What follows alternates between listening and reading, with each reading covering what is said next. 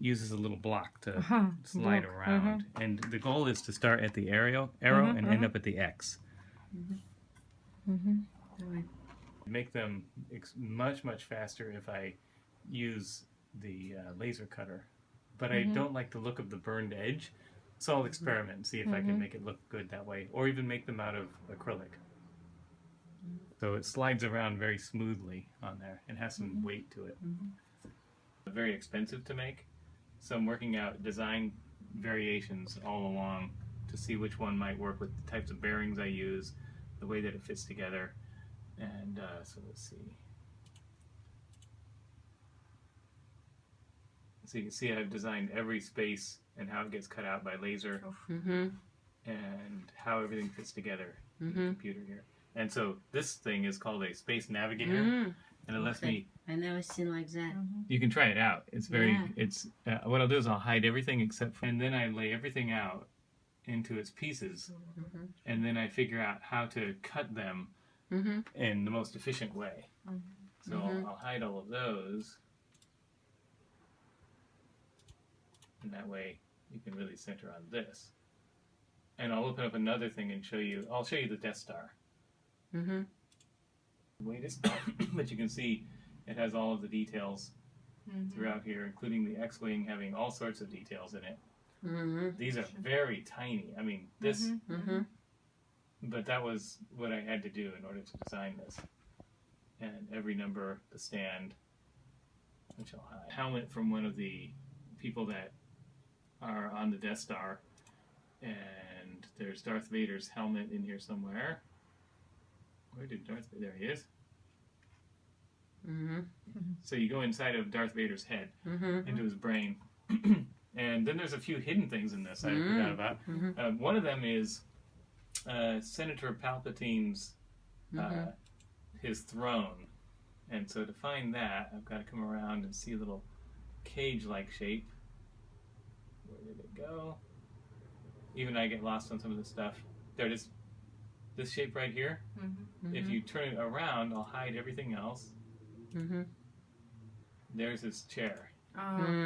Such a small details. Yes, and you have to see it from the inside. So if you look from the right position, this is the scene in the movie with the window behind him. Yeah, I remember, yeah.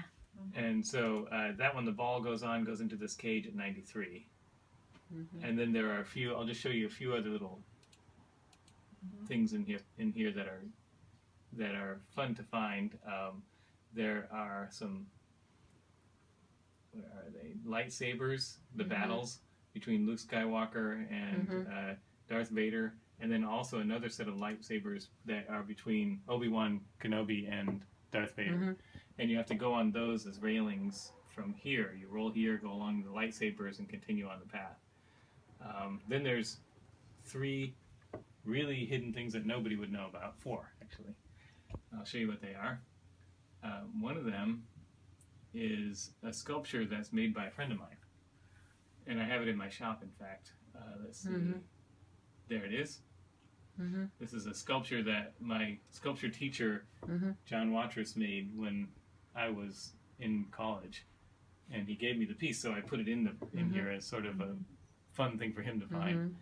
And then my friend James Yance, who I do a lot of construction with, he has a piece in here too. So I'll find that right here. This little piece right here. His piece that he built is actually about 4 feet in diameter in real life, and these are all lights, and he machined everything out of aluminum and plastics and painted things, so it's pretty sophisticated. And then there's a piece of furniture designed by my son, somewhere hidden in here. There it is, and it's downstairs. And then the last thing, or there's 2 other things. There is a, where did it go? There it is. There is, right here, a little house, which my daughter designed, that she wants to build for her own house. This one. Yep, that's my daughter's model, and she's been working in CAD designing the whole thing. Junkyard, a garbage dump, but I have to figure out where it is.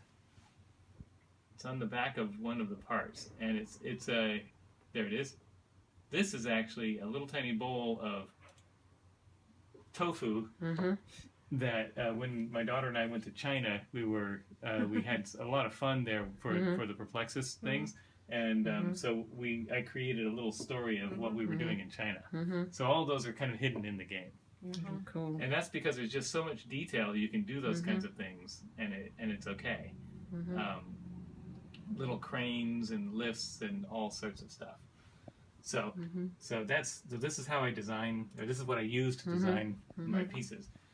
And as a sort of story for how things get designed, I'll do this. I start off with what's called the equatorial plane, the equator. And it's what, if you see shells, let's see, where are the shells? I don't know if I have the shells in here. Here it is. When the shells are on here, as you can see, that's what holds it together. So that's the first designed element that I do. And then I make cross pieces in some way. And this doesn't get worked out 100%. It's simply just a plane. And then I start cutting into it and deciding where things interact. And it takes quite a long time. It could take several hundred hours to work out one of these patterns. And then I have to test it like I'm doing now, and then decide what doesn't work, and then change it and go through that iteration process. So this second plane, which I'll make another color, it intersects at various points. And in this particular design, because you're riding around in a channel, what I have to do is make it so that a ball will fit on here without touching. And so each curve is designed to make it so the ball won't get stuck. And the pathway varies in width. So this is a wider part right here, and then it's narrower right here. And that makes, this is more difficult when it becomes narrow, because it rolls faster and it has less grip to it.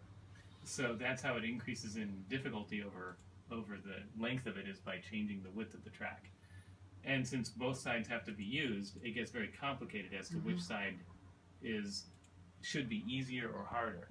So to work out the whole path system, there's really three things that I do to design, and that is, one of them is it's designed to be a sculptural element, the whole form as an object, as an art piece. The second one is, and that's number two. The first one is that it has to really be a continuous single pathway in my designs. The second is that it is an art piece, and the third is that it's a structurally solid object, so I have to build ways to assemble it, to construct it. And all of that has to be kind of done at the same time. So I'll show you another piece that